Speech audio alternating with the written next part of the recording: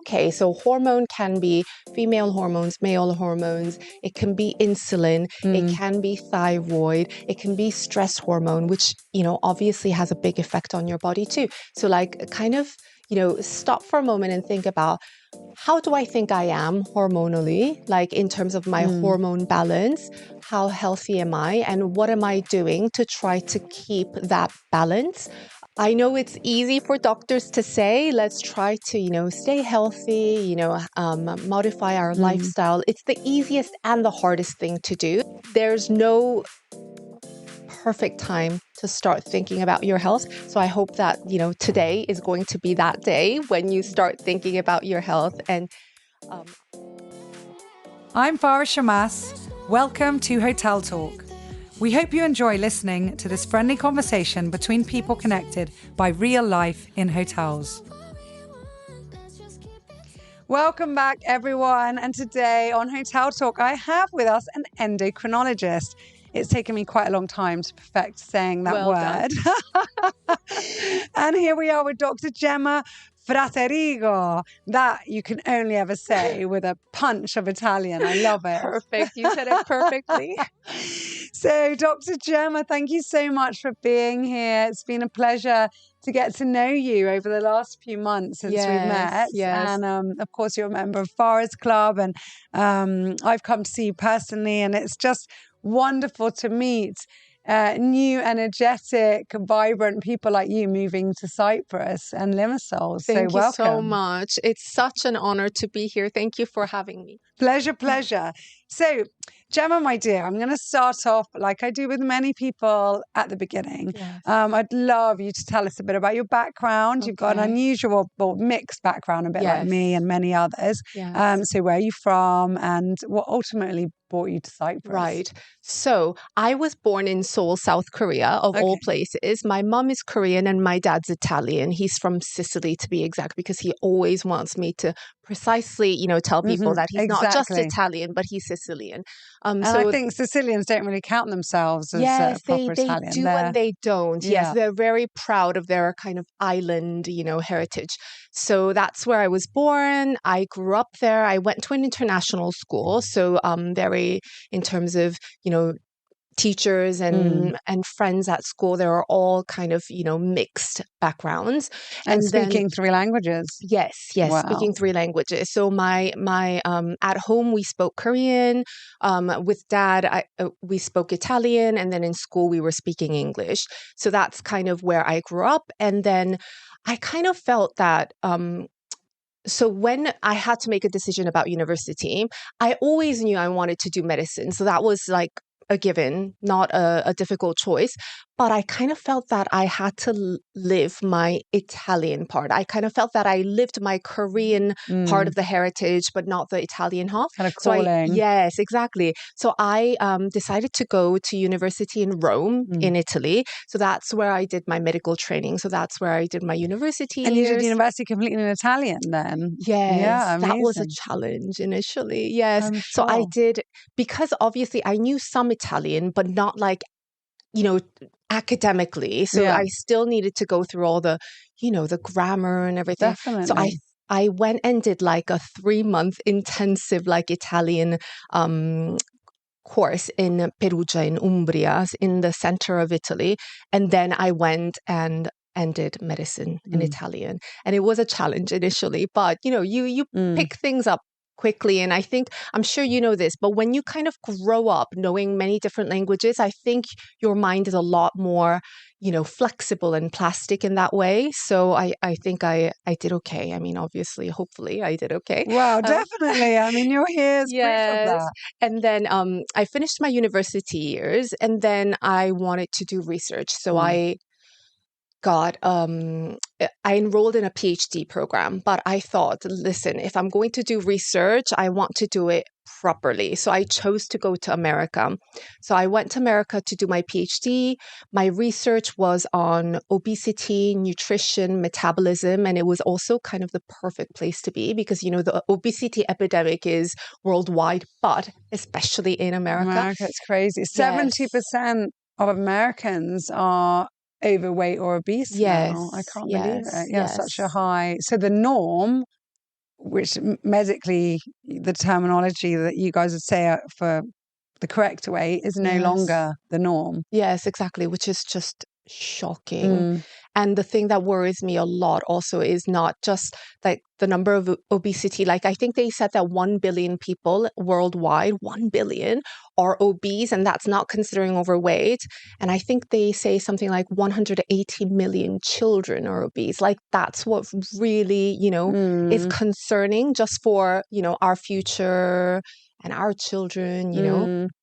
So that's where I went for my research. And also, like in America, we had a lot of funding to do research. So I got to do very, very fancy avant-garde kind of research using, very expensive methods. Like we were doing functional MRIs for the brain, MRIs in the liver, like all sorts of fancy tests, which was obviously like a once in a time, once in a lifetime experience. And then I went back to Italy to do my specialty training, so in endocrinology and diabetes. So I did that in Perugia and Siena, so Tuscany and Umbria, the center of Italy. That's where I did my specialty training. And then I moved to London, where I was working for about 10 years. And in London also, I kind of said, listen, I want to go to the best place for endocrinology. So I worked at St. Bartholomew's Hospital in London. It's right behind St. Paul's Cathedral.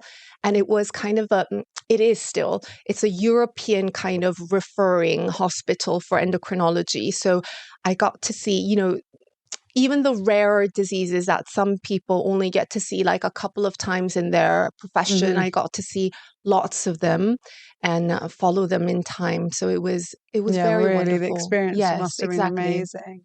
Exactly. And so what brought you to Cyprus? So life brought me to Cyprus, but no, I think and I know that we've talked about this before, I think London was amazing until we had kids. Or let me speak for myself. Like I felt London was amazing until I had kids. And then my priorities shifted enormously. So yes. And it was just a very hectic lifestyle, especially in the last few years with like COVID. And my husband's also a doctor. He's actually a surgeon. He likes to call himself a surgeon and not a doctor. It's interesting how doctors and surgeons have this division. But, we were both working in the big hospital. We worked all throughout COVID. And, we're not from the UK originally. So we had two He's little also ones. Italian, isn't he? Your husband? Yes. So we had two little ones, and life just seemed too chaotic. Like I felt like I was running in circles, but not really being able to like slow down and take a big breath and enjoy. So I needed a bit of a change. And then an opportunity came up to move here about 15 months ago. So I think I pushed our family's decision slightly to move here. Good weather, international schools, by the sea. Let's try it. Yes, exactly. No. That's exactly, the reasoning that went on in my mind. And so we've been here for 15 months. That's amazing. Now. Yes. So I'd like to rewind a bit. When you said, I always knew that I was going to study medicine. Yes. Why? How? Are your parents doctors? No. What was it then? No doctors in the family. I don't know. What was that game we had as kids with the like a body, and it would make signs if you put in the wrong. Yes. Was it a game as a child? Was it some TV show? I mean, what was it that made you? I cannot pinpoint exactly what made me want to study medicine, because literally no one in our family, not even like a cousin, is a doctor. But I was always kind of attracted to it. Like I remember, biology class, like in middle school or something like that. And we were, dissecting like frogs. I know we used to do, I don't know if they still do that. But like, we had to see the rats. Yes. Or like we had like, I don't know, some sort of heart, some animal's heart. And I would love it. Like I actually actually genuinely like loved you were doing so those things. intrigued So, anatomy, physiology, it just always very, very much fascinated me. And I also knew that I always wanted to help people too. So it kind of, went hand in hand. satisfied, both of those aspects. So the science, the anatomy, the biology side of things, and also helping people. I find it so interesting, just what makes us who we are and from such a young age. And you said you've got a sister. Yes. You told me before who lent more into your Korean heritage. Yes. And then despite growing up and your mum, it's always the mother's tongue, the mother's culture, Yes. but you lent more into your Italian side. Are you the second child? I am the first. The first? First child, yeah. yes. Which is also, that you went more to your dad's side. Yes. But, It's interesting how, same upbringing, same family, same school, because it was both international school for both of us.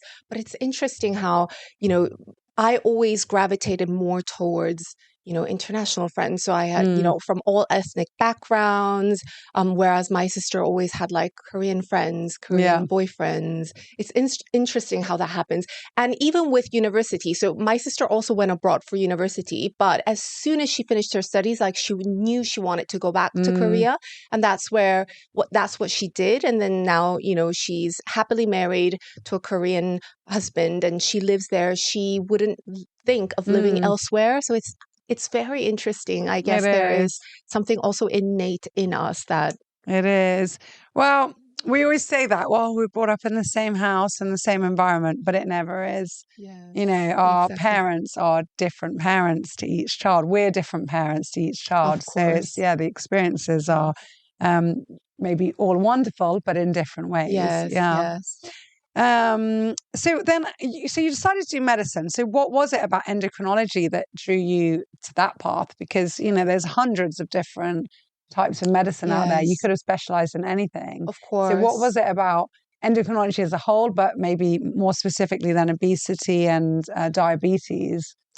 I just feel that endocrinology is very full circle, as in just, for people that might not know. So the endocrine system, basically what it is a hormone is released into your bloodstream and then it travels to different parts of your body and it has an effect on many different, different areas of your body, basically. So it's almost as if like a small molecule can kind of diffuse and have an effect on your sleep, on your digestion, on your reproductive cycle, things like that. And it was fascinating for me that I kind of say it's like an orchestra, as in, to give you an example, the pituitary gland is located at the base of your brain. It looks like a little cherry, and it makes things called stimulating hormones. So many different kinds of stimulating hormones. They then have a trickle-down effect on specific organs like your thyroid or your ovaries, your testes, different organs, to stimulate them to make hormones that are then released into the bloodstream and have an effect on your overall body. So I just whole ladder. So I kind of loved that. How it's that it makes everything whole. It has an effect on your whole body, and even if it's small, tiny particles, it can have such a big effect. Yes. So, okay, let's talk about then hot topics in endocrinology. Yes. Maybe you can tell us what is going on right now. What is the buzz? What's everybody talking about? And what should we know as the listeners? So the obesity epidemic is definitely one. So we touched on that earlier. So it's massive. And okay, so I'm going to touch on something maybe a bit controversial, but I read this just yesterday, that it was only recently that the obesity was classified as a disease. And I think that there was a massive debate. I think it was the US that came out, even in the, I don't know what societies or the American Health Societies advising against it, not to call it a disease. So what's your take on that as well? And then keep on telling us what the hot topics are. I definitely think that it is a disease. So it depends on the definition of disease, I guess. But obesity is definitely a disease because it creates a lot of it creates a lot of changes in your bodies that lead to problems, right? So, just like you call pre-diabetes, and that is a diagnosis, obesity should also be called a disease because it is, there is a high percentage that's linked to what we call complications of obesity, like abnormal, fat levels in your bloodstream, pre-diabetes or diabetes, inflammation in your body. And yes, it's not fundamental that you categorize it into disease or not disease, but I mean, it is a big problem worldwide, leading to so much chronic conditions. And, even the healthcare expenses all over the world are being, driven up enormously by, how much treating the complications of obesity costs the society. So, I mean, I would definitely call it a disease. So what is the solution? I know it's going to sound so ridiculous because the simplest is actually the solution. Like lifestyle modification is the first thing. Now, I know there's so much hype about Ozempic, Mounjaro, and all these, magical miracle injections, and I'm not against them at all, but it cannot just be that. It needs to be lifestyle modification. The whole world lives in a much more sedentary lifestyle now compared to before. Our children are spending so much more time indoors or sitting down rather than running around or being physically active. And, the quality of the food that we're eating also has changed. Portions are not the right, portions. So there's a lot of things that need to be tackled. And, I'm not, without pointing fingers, like there's a lot of industries out there that are making also a lot of money out of, our health going down, and their pockets are getting, fuller. So I know that there are lots of conflicts of interest that are happening worldwide, but, we need to take charge of our own health and try to improve it as much as possible. And just like in my industry, we have greenwashing, and there's laws actually coming out now that are hopefully stopping people being able to say that, oh, I'm a sustainable travel company, I'm a sustainable hotel, or I'm eco-friendly, when actually they're not, or they just do one token effort. Yes. But from what I know, also in the food industry and in the medical profession, there's now lean washing. I don't know if you've heard of that terminology. So it's where normally multinationals will who are making billions and selling, whether it's sugary sodas or cereals or bars or hamburgers or whatever it might be, will say, okay, well, I'll put 500,000, 1 million, 100,000, 2 million into a study that is there, or into contributing to something that will help people maybe exercise more because this is the problem, or this is, and then they're diverting the problem away from the fact that, on the baseline, people's caloric intake is just too high, and what they're eating, the sugary foods they're eating too high, which is what they're producing. These same companies, it's what they're producing. So like, it's not our cereal that's making you fat. It's just that you're not, or you've got a gene that is, and apparently the gene that can, you'd know better than me, contribute slightly is only a 1 in 1 million anyway that someone has that gene. Yes. It's very rare. And I know that they are doing lots of research on the small mutations that predispose us. So we had, interestingly enough, in America, and there are different body types. Just everyone to say that out now, and that's beautiful, and that's amazing. Not everyone is supposed to be, a size 2 model, and not everyone would suit being size 12. Everyone, or 20, everyone is, as they should be. Yes, absolutely. Yeah. But, health is something very important that we need to take care of. And when I was living in America, it was shocking how, like, we don't have this here in Europe, thankfully, but there's different regulations, obviously, and governing bodies. So high fructose corn syrup was everywhere. And it's because it's so cheap. It's the way to get things, have a sweet taste using small amounts. But it is absolutely horrific for your health. It, leads to obesity. It leads to diabetes, like so many negative things. But there's also the other thing that you need to consider is I noticed that basically in America, when I would go to the supermarkets, it is so much cheaper to buy unhealthy food, like or here as processed well in Europe foods. also, Yes. So like, mac and cheese that comes in a box, or, things like the frozen pizzas, things like that would cost almost nothing, or, but they're subsidized. Exactly. And this is the problem. Really, they should be subsidizing healthy fruits and vegetables produce. and natural products, whole foods. Exactly. So, it's understandable that, families that maybe, are living on a tight budget with multiple kids, that's what they can afford. And then that kind of feeds into the obesity epidemic. And yeah, definitely. Well, it's a big can of worms. yes, so yeah, we don't have 20 hours now to discuss this, and it still wouldn't be enough. So there's, in modern lifestyles that we've just mentioned, there's obviously stress, diet, sleep patterns that can all impact hormonal health. What are simple steps that listeners and everyday folk like myself can do to maintain a better balance? Hormonally, yes. So getting enough sleep, that is very important. And what would you recommend is the right amount of sleep? 8 hours a day. 8 hours, Yes, would be ideal. Yeah, that's what I always say as well, yeah.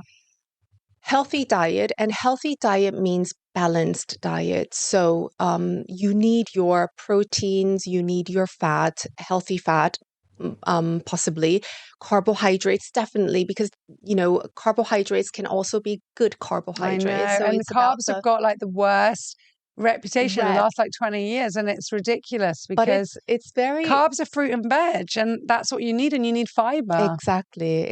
It's more about the balance of all the different nutrients, and to try to eliminate processed food as much as possible, because things are modified, chemicals are added in, so really using the actual ingredients and produce to make the food that you're eating is preferable, obviously. Proteins are also very important in hormonal balance because they are mostly made out of peptides, which are the building blocks that protein is made out of, basically. So it's very important. Regular exercise is also important. Mental health is also extremely important because sometimes we don't realize this, but just like we exercise our body so that our heart is strong, that our muscles are strong, like it's also important to take care of our mental health and how that has a big connection with our body. It's all one, you see. So it's very important to keep that in mind, that we're not just our body, we're also mind and heart. Yeah, yes. Absolutely. So what are the most common conditions or endocrinology? Endocrine? Is that the right word? Yes. Say it. Disorders that you see in your practice. Like, what are things that people are mostly coming to you for? Yes. And what are signs that we should all be looking out for that maybe there's an issue? Thyroid is, my bread and butter, like in my practice. So 1 out of 8 people have some sort of thyroid problem. I thought it was higher, actually. Really? Is it maybe in women it's higher? In women it's higher. Yeah. Yes. So and why is that? There is no specific reason, unfortunately. They haven't pinpointed that out yet, despite all the studies that are being done. And my other question is, are more people having thyroid issues in recent years than previously? And why is that as well? There is a connection. Like, for example, when I say 1 out in 8 people have thyroid condition, it can mean anything, as in it can be lumps in your thyroid. That's absolutely benign, but little dots that you need to just monitor throughout time. It can be an underactive thyroid, which means it works less properly. an overactive thyroid, sorry, that it works too much, or it could be thyroiditis, which is an inflammation of your thyroid. Now, the prevalence of thyroiditis has gone up. So the inflammation of your thyroid gland has become more frequent compared to, let's say, 50 years ago. And it might be because of viral infections. It can be because of, our environment and how that's changing, or our bodies, our immune systems being more prone to autoimmune conditions. Because an autoimmune condition is when, for some reason, your immune system doesn't recognize certain parts of your body as your own and starts attacking it when it shouldn't be.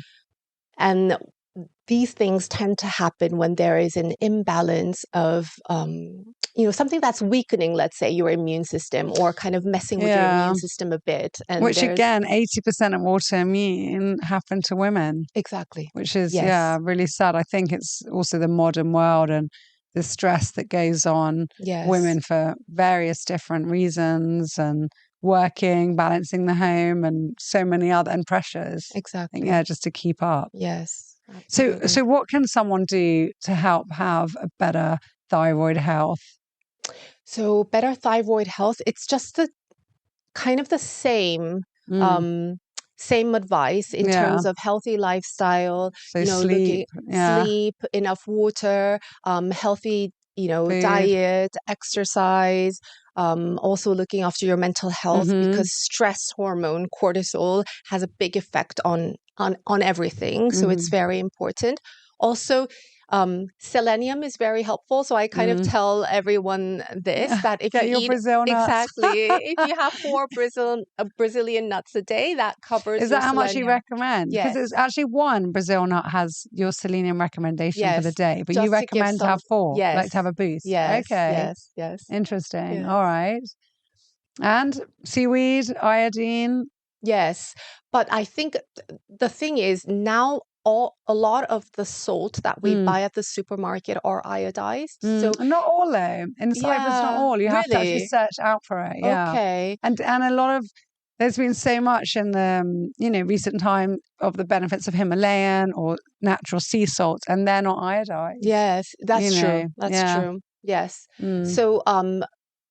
So iodine deficiency has become very, very rare nowadays because of the government's trying to add iodine to the salt and things like that. But there are specific cases in which I always it's added recommend. to dairy products. Yes, well, exactly. So usually I don't, recommend, taking a separate supplement unless obviously you're pregnant, or if you have a diagnosed, iodine deficiency, for example. Yes. Yeah. But yes, seaweed and kelp and all of these things are very rich in iodine. So let's talk about diabetes then. What are the latest developments when it comes to both prevention, obviously, of diabetes type 2, treatment and management? Right. For Let any me listeners take you back a second, because you said, like, what are the symptoms that people should be looking out for? So in terms of thyroid, if you notice a change in your energy levels, in your sleep, so you're feeling sleepy all the time, tired all the time, or if you feel like your bowel movements have changed, either diarrhea or constipation, or your menstrual cycles are a good kind of warning alarm for women. So these are kind of the symptoms, or like hair, dry hair, hair loss, dry nails, things like that are kind of the symptoms that you should look out for in terms of thyroid disorders. And the other thing that is very common that I deal with a lot is diabetes, prediabetes, and insulin resistance. So they kind of are a spectrum. They kind of are all linked together. So when we say insulin resistance, it means that your body doesn't use sugar in an effective manner. So in order to keep your sugar levels at the normal level, your pancreas, which secretes makes and releases insulin is working double time. So like for that sugar level, your insulin levels are high. And that's because your body is not very effective. So it's your body kind of shouting, look, you have to use this sugar properly. Why aren't you, taking it up to the cells? So that's kind of insulin resistance. And that leads to increased weight.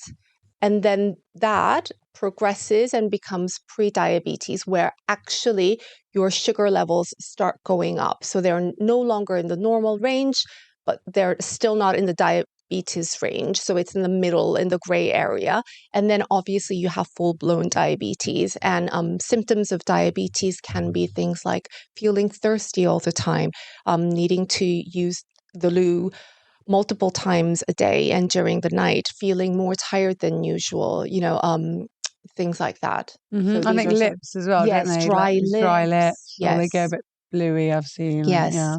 And it can also be things like, low mood, feeling, very fatigued all the time. So it can be very asymptomatic, for example. So because it's, this is, massive thing, diabetes type 2 now, and it is reversible. So what can people do to make sure they don't become insulin resistant, pre-diabetic, diabetic? Yes. So we go back to the same a lot. I know, I'm sorry. Yeah. Well, it's important to keep, your body weight at the level where it should be. That helps a lot. It's very important. Yes, it's not only about the body weight, it's also about the body composition, but on an epidemic level, like when we're talking about, the big numbers, what's the thing that you can do is keep your weight at a healthy level. So we're talking about BMI. BMI is a formula. Basically, it's your weight divided by your height, basically, and that gives you your BMI. That needs to be in the healthy range. And once again, how do we do that? Lifestyle, healthy eating habits, exercising. And exercising, although we just kind of say, yes, of course, exercise is good for you, but actually it really is for three reasons. So first of all, it protects our bones. It protects our bones. It keeps us strong and healthy from a skeletal point of view. Secondly, it increases your insulin sensitivity. So the muscle, our body is made up of many things, but muscle is the most insulin sensitive kind of thing that we have. Okay. What does that mean? It means that muscle is what uses sugar most effectively. So the more muscle you have, your insulin sensitivity will increase. So that fights, that balances out the insulin resistance that you might have because you have, those extra kilos of fat or whatnot. So it basically helps big time in terms of improving your insulin resistance. Hence why it is reversible. As in, maybe you're pre-diabetes, you exercise, you eat better, you increase muscle mass, and you can take that pre-diabetes completely back to normal, or at least back to just slight insulin resistance, but not to the extent that you have pre-diabetes. So was that two? Yes, two. And then the third reason is because it's what drives your metabolism. So when we talk about metabolism, each body burns a certain number of calories when it's at a resting state, because obviously, the body needs calories to function properly because, although we might not see any movement, there are things that are happening inside our body. Our cells are doing their jobs, our internal organs are doing their jobs. So each body has a metabolism. And that metabolism is going to be faster and slower depending on the muscle mass that you have. So it's absolutely important to also, emphasize this. Amazing. Wow, so much information to unpack here. Hormones and aging. Let's just talk about that. I mean, we can go on about so many different subjects in your field, but our hormones change as we get older. Yes. For men and women, but I think especially for women. Especially for women. So how can people navigate that gracefully to enjoy all the stages of life. I know that in Japan, they don't even have a word for menopause. They call it the second spring, don't they? So, how can people go through their 40s and 50s and beyond and enjoy those changes as opposed to dreading them and having huge shifts in their body? So first of all, I think awareness and knowledge about, hormonal changes, hormones in general, but hormonal changes throughout, the years is very important. As you said, and I was so surprised to meet so many women that don't know much about menopause or perimenopause. What's a normal age in which, it should be happening and when it's not, and what are the kind of options available? Because I think it's been taboo for a long time. I think so. I mean, from our mother's era, it was quite, you'd hear it in a whisper and a coffee afternoon, but which it wasn't so unfortunate because perimenopause. I mean, I only even heard about it recently. I don't, So the normal age for menopause is 45 to 55 years. Okay. So it can happen anytime, and that's called physiological. So it's normal. Okay. But perimenopause, which is the lead up to menopause, can actually start even like 5 years before the actual menopause happens, which means that, it can be early 40s, for example, and it's still, and it can be very, very confusing because it might be as subtle just as having, low mood or anxiety or mood swings that you've never had without any particular reason. And that is the effect of your hormones shifting up and down, in your body. And obviously that's very, it can be trying for somebody, navigating, life and family and work. Yeah, and I know friends who've had huge difficulties in their marriages. It's been because they've just felt so emotional or moody. Exactly. And, they haven't understood what's going on and their husbands have been confused. Yes, of course. So it can have a big impact on your life. And also another thing that I hope everyone knows is how important estrogens are for your bone. So if you have, early menopause, you should be treated with, hormone replacement therapy. We literally call it HRT, hormone replacement therapy, because it is giving your body what it should have in that period in time because you don't have enough of it. So, and that's been, very controversial as well. Some people are like, no, we don't need it, or this isn't natural. And other people swear by it. So tell us more about HRT. Yes. So HRT is, as I said, hormone replacement therapy. And there are lots of different types, okay? Usually it's a combination of estrogen and progesterone, okay? Unless you don't have a uterus anymore because for some reason you've had a hysterectomy. In that case, you're okay with just the estrogen. And there are lots of different formulations nowadays. And they're all in pill form, or can they be injections? That's what I was getting to. So there are oral formulas, there are patches for the skin, there are gels. So there are lots of different dosages. Dosage means the quantity, and also modes of application, which is, by mouth or, skin, things like that. So, or for example, the Mirena coil is a progesterone and it's inserted within your uterus. So there are lots of different kind of modalities of HRT. It's just a matter of finding the right one for you. And would you recommend this to all women? Not all women, because obviously there are risk factors. So you need to see a specialist, kind of weigh out the benefits and the risks associated with it. So who would need HRT? So HRT, if you go into menopause before 45 years, and you don't have for example, a history of blood clots or, other sort of cardiac problems, then obviously it's case by case, but the majority of the cases, I would say you need HRT for a few years, just because otherwise your bones are going to have this negative effect too early on in your life. So it's a protective measure to keep your bones healthy so that you don't get osteoporosis at an early So, yeah, it's so interesting. But why would that be? Let's say if someone was 43, why does that matter if they're 43 or 53? Why would they take HRT just because they're 43? Wouldn't it then apply the same principle at 53 to have to take it? Because it's called, no, it would be called premature menopause. Okay, so that's why they would need HRT. Yes, but if they go through menopause at 50 at a normal age, there's no...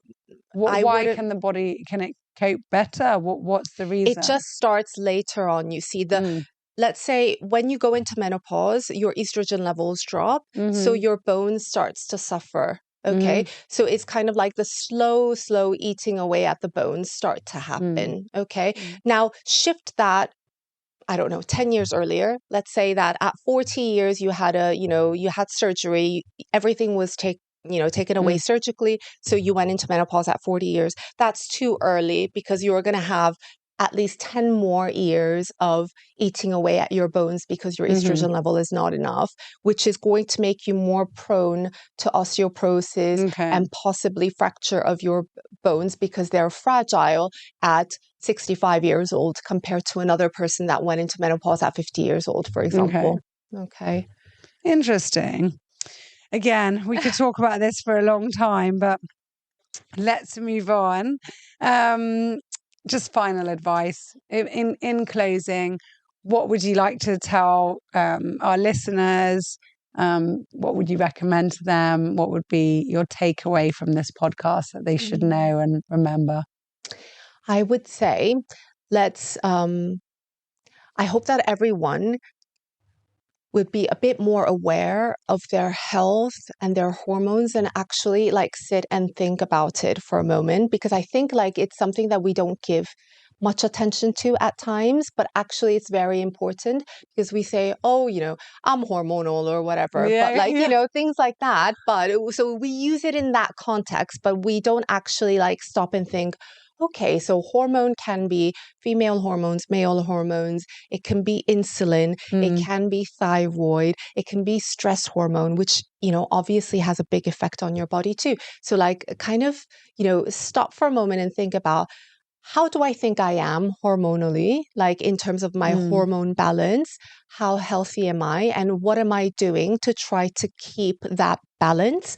And I know it's easy for doctors to say, let's try to, stay healthy, modify our lifestyle. It's the easiest and the hardest thing to do. But, there's no perfect time to start thinking about your health. So I hope that, today is going to be that day when you start thinking about your health and ask yourself, what can I be doing to, stay healthy, prevent, any complications from occurring later on in life? How do I stay healthy for a longer time and prevent diseases from happening in the future? And what can I do now? 100%. And Rome wasn't built in a day, even small adjustments day by day. Yes. Keep learning, keep reading. Join Farah's club. Yes, absolutely. Have contacts like Dr. Gemma and so many more. It's so important. Yes. So Gemma, what's your favorite quote? So I have two, 1/2. It's from the same person. So it's from Mother Teresa. She said some amazing things. And one is, not all of us can do great things, but we can do small things with great love. And the other one is, I prefer you make mistakes in kindness rather than build miracles in unkindness. And it's something that I kind of lived by, I think, from a young age, both in my personal and my professional life.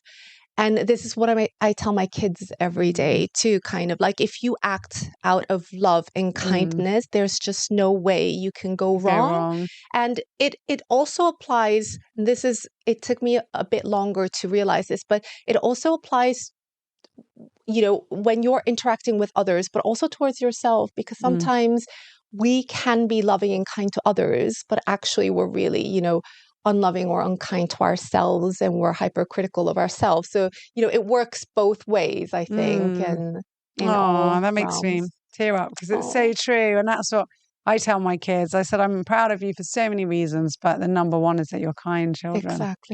Exactly. So true. Bonus question. So we don't have many left in here.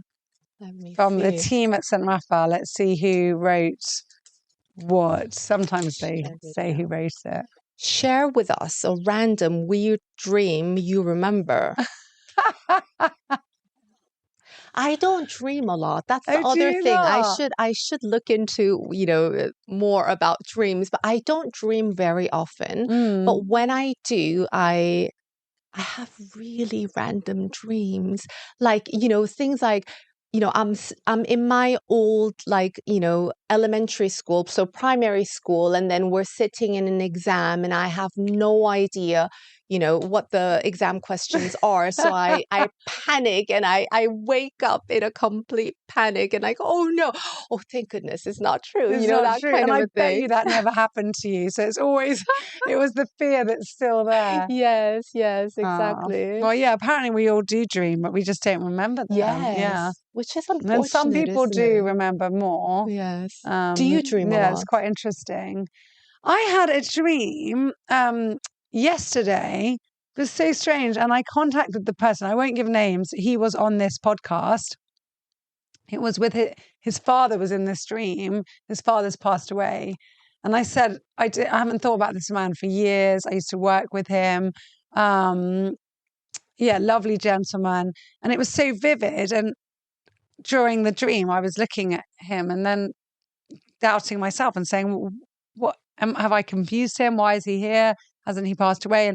And then I was woken up by the alarm. And but I sent his son a message saying that, and he said, actually, there was something at this period that is weird. How sometimes it happens. Yeah, my mom seems to have some sort of a gift because, like, she almost can predict things, like with her dreams. I don't know what it is, but it's a bit scary. So like once in a while we'll get a call and say, oh, watch out because, and usually when she has some sort of a dream, something happens like around her family, like, an accident or something like that. But it's scary too, isn't it? Yeah. So just stay home and be, exactly. Always like, Mom, have you been having dreams lately? Yeah. Oh, Gemma, thank you so much. Thank you so much. I'm so happy to have, doctors and individuals like you in Limassol close to us, making our society better and prettier. You're lovely. Oh, thank you so much. Thank you for sharing everything. I mean, for me personally, I'm also at that age, so it's so funny. I was going to say, just asking for a friend at HRT.